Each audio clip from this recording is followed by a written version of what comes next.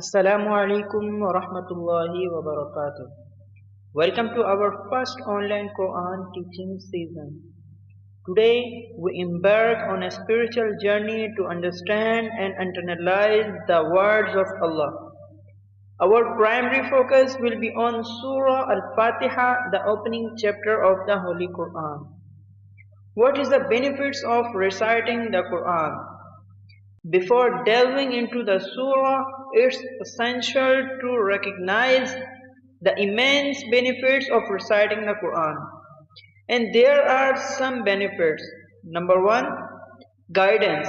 The Quran serves as a manual for righteous living and guiding us in every aspect of life.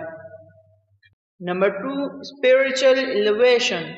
Regular recitation purifies the heart and strengthens our connection with Allah. Number three, rewards. Each letter recited brings manifold rewards as emphasized in various hadiths. And now, learning objectives for today's season. In today's class, we aim to accurately recite Surah Al-Fatihah with proper pronunciation and Tajweed. Number two, understand the translation of each verse to grasp the literal meaning. Number three, explore the Tafseer to comprehend the deeper implications and context.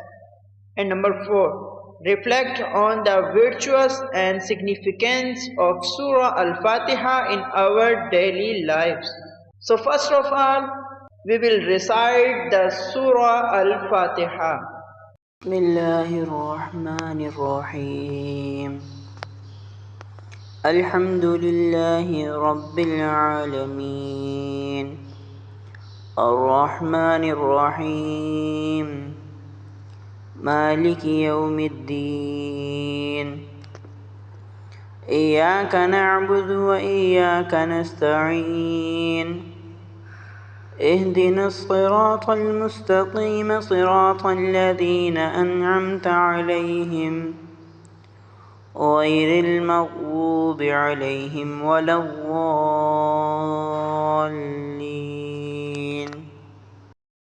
And let's proceed with a words by words analysis. Bismillahir Rahmanir Rahim. The letter Ba should be pronounced by closing the lips completely, neither too forcefully nor too lightly. The Lam in Lillah is read lightly because it is preceded by a kasra, a small I sound. Lillahi. The Ra in Ar-Rahman is read with heaviness because it follows a fatha, a small a sound. The Ra in Ar-Rahim is read lightly because it is preceded by a kasra. Alhamdulillahi Rabbil Alameen. The letter Ha is from the throat and should be pronounced with a slight breathy sound. Ha. The Lam in Lillah is pronounced with heaviness because it is part of Allah and the preceding vowel is a fatha. The Ra in Rabbi is pronounced lightly because it follows a kasra. Next verse, Ar-Rahmanir Rahim. The Ra in Ar-Rahman is read with heaviness, Ar-Rahma, and the Ha in both Ar-Rahman and Ar-Rahim should be pronounced softly from the middle of the throat. Ha. Next verse, Maliki Yawmiddin. The Mim in Maliki should be pronounced clearly without completely closing the lips. Maliki.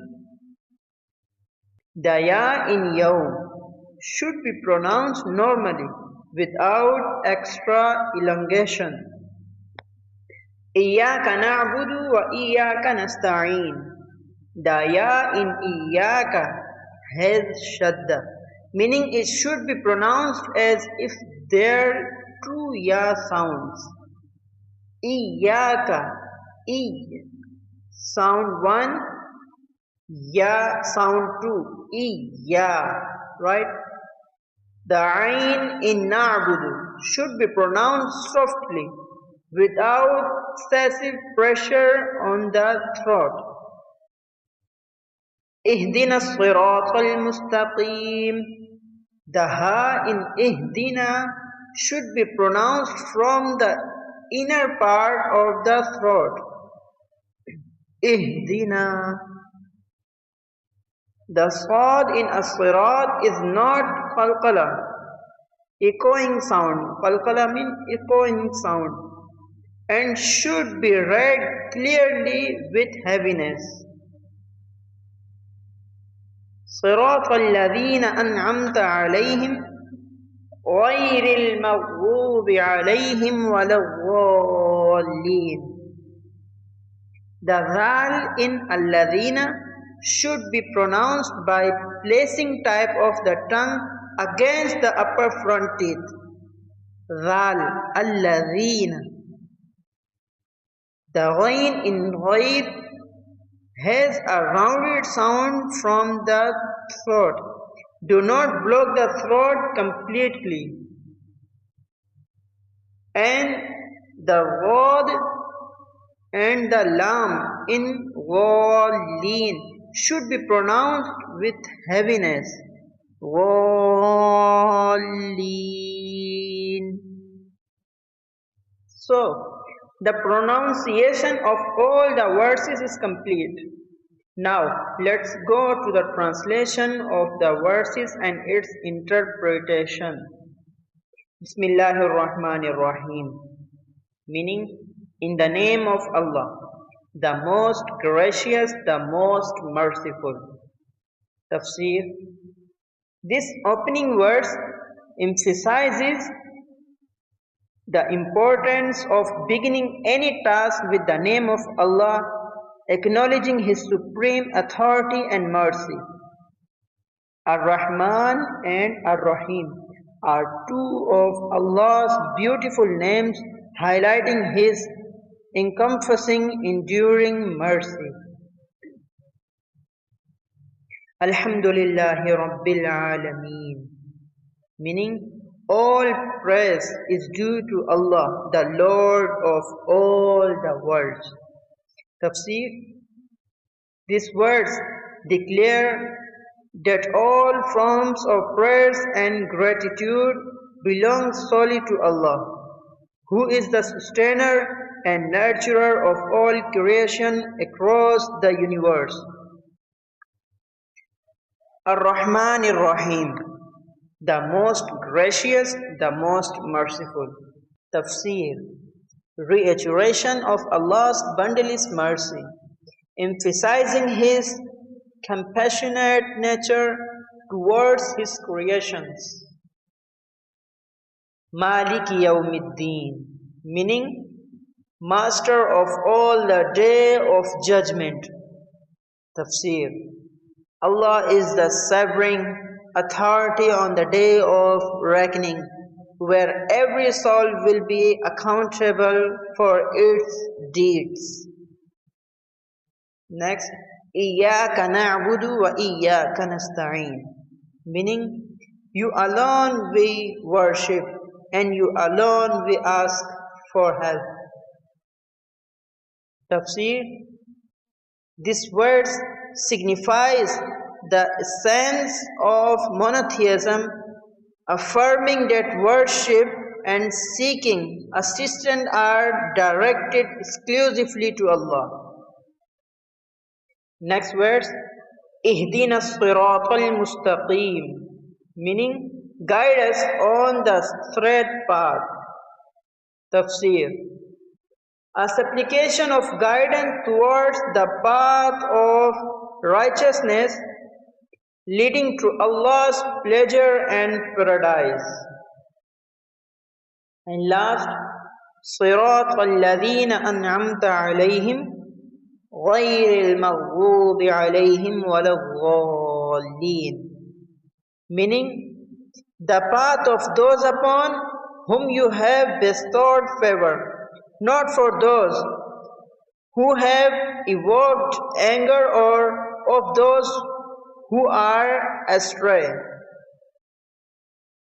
Tafseer: a plea to be guided along the path of the righteous, avoiding the ways of those who incurred Allah's wrath or went astray. And last, virtues of Surah Al-Fatihah, foundation of Salah. Surah Al-Fatihah is an integral part of every unit in prayer, underscoring its significance. Healing properties. It is also called Ash-Shifa, the cure. It is recited for spiritual and physical healing. Comprehensive supplication encapsulates prayer, devotion, and heartfelt plea for guidance, making it a complete prayer in itself. And final conclusion of the lesson. In today's season, we have explored the profound meanings encapsulated in Surah Al-Fatihah. Number 2, understood its pivotal role in daily prayers and its broader spiritual significance. I encourage you to reflect upon this surah in your daily recitation, internalizing its message to strengthen your bond with Allah. If anything is unclear or if you have any questions, feel free to ask in the comments. I will be happy to respond. Jazakumullahu khaira for joining today's season.